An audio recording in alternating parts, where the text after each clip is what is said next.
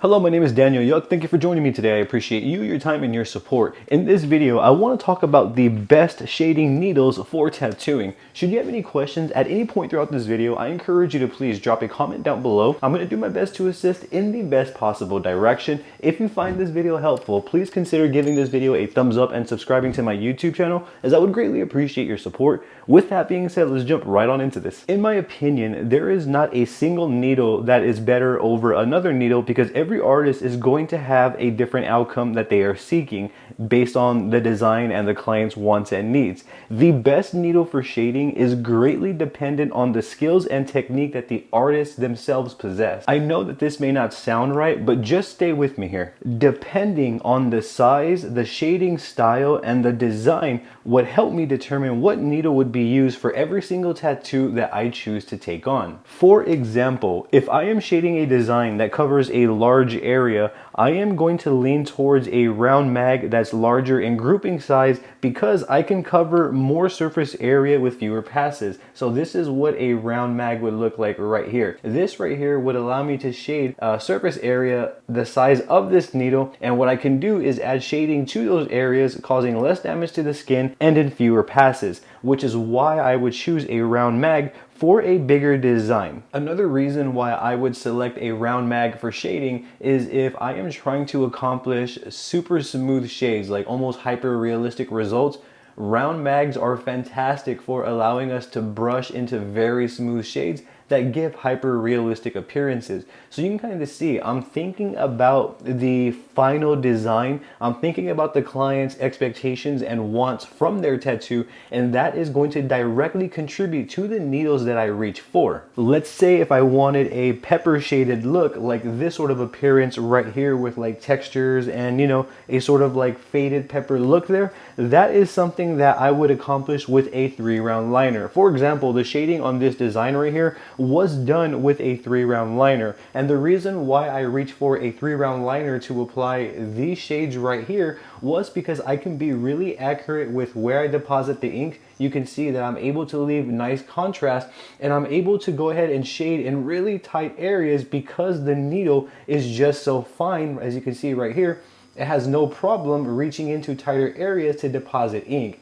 I would just use a series of whip motions. The video for this tattoo is actually available on my channel. I'll link it for you below so that way you can check out the real-time shading process of this right here.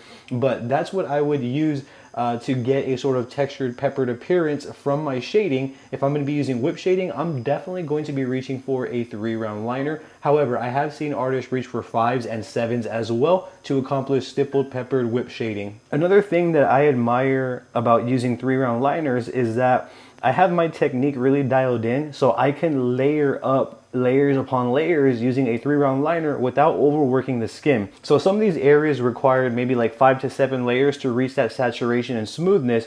This would apply to real human skin as well. I am able to get layers of shades using a 3-round liner because of the brush-like technique that I use to apply pepper shades. So because of the textured appearance, because of the accuracy, and because of how precise I can be with my ink deposits, I will absolutely reach for a 3-round liner to accomplish this sort of shading right here. So now we're in a mental frame of selecting out needles to accomplish results that the client is seeking. I am considering the size of the design, the complexity, the placement, and style needed in efforts to give the client what they are wanting from their tattoo. The reality is that we could accomplish shades with any needle. It doesn't have to be a round mag or a round liner. We could accomplish shades with any size round mag, any size round liner. We could shade with a round shader, and all of the needles are going to accomplish shading. We could even shade with something like this and still get clean, smooth shades. So what I am saying is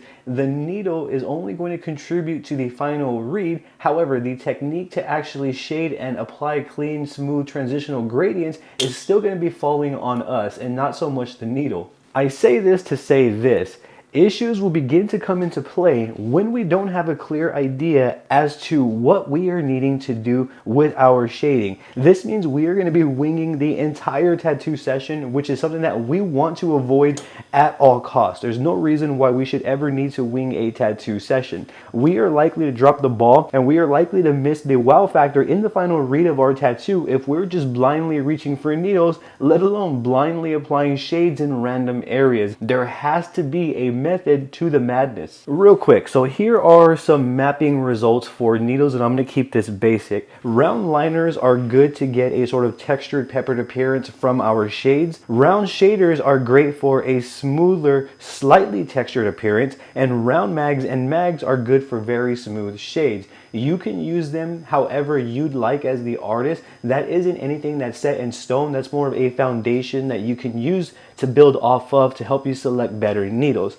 Once again, round liners have a textured appearance, as you can see right here. Round shaders are smoother and slightly textured in appearance, and while round mags and mags are very smooth in shades. So you can see, depending on the outcome that you are needing, would help you reach for one of these needles to accomplish those results. Now, I do feel like this is a great place to conclude this video. However, should you have any questions about anything that you heard in this video, I would encourage you to please drop a comment down below. Rest assured, I'm going to do my absolute best to assist you in the best possible direction. If you found this video helpful, consider giving this video a thumbs up, sharing it with a friend, and subscribing to my channel, as I would greatly appreciate your support. With that being said, I thank you very much for your time, and I appreciate you watching. I hope you have a great day.